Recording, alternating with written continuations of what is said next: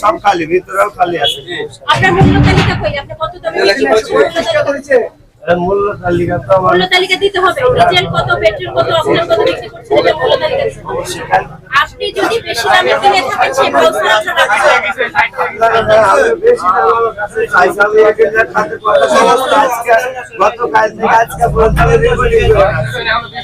আপনারা আমি আশপাশের লোকদের শেয়ার করে রাখছি, যদি আপনারা পারেন সহযোগিতা করেন।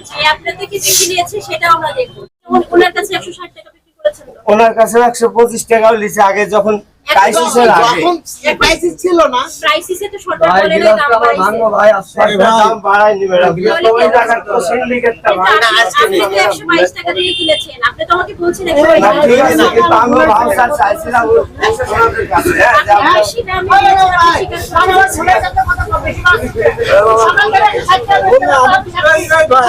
আবার আমাদের শুনে আমি বলি অকেন পেট্রোল নাই আমার কাছে, আর হচ্ছে আমাদের কিনা কিন্তু বেশি। আপনার কাছে আমি পর্যাপ্ত পরিমাণ সহযোগিতা চাই। আপনি যদি মনে করেন ওই পর্যন্ত যাবেন, আমি নিয়ে যাবো, আমার খরচে সমস্যা নাই, বুঝছেন? আপনারা কত করে নিচ্ছেন এখন? আপনারা কত করে কিনছেন?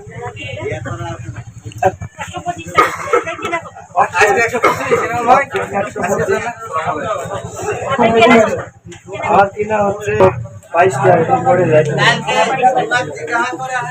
ঘাটতি দিয়ে। আজকে ভাই ইনাল ভাই ম্যাডাম আজকের জন্য কি 125 না আগের রেট 60 কোনটা? আজকের জন্য না ভাই, ধরেন আসলে এখন কি বলবো, যদি আমার কাছে যদি বেশি নেয় ভাই কাছ থেকে লোক জিজ্ঞেস করে। আমি 150 টাকা এর কিনে লাগছে, মিথ্যা কথা বলার কারণ নাই ভাই আপনার কাছ থেকে আমি 135 টাকা নিয়েছিলাম ম্যাডাম। আপনার কাছে আমি ম্যাডাম আপনাকে কি আমি একটা কোন রেকর্ডিং শোনাতে পারি? না মানে আমি ম্যাডাম আমার একটা কথা বলার ছিল, আমি 160 টাকা করে কিনছি এইখান থেকে। সামনে 160 টাকা দিয়ে কিনেছে, 130 টাকা দিয়ে ফেরাই কথা বলেন।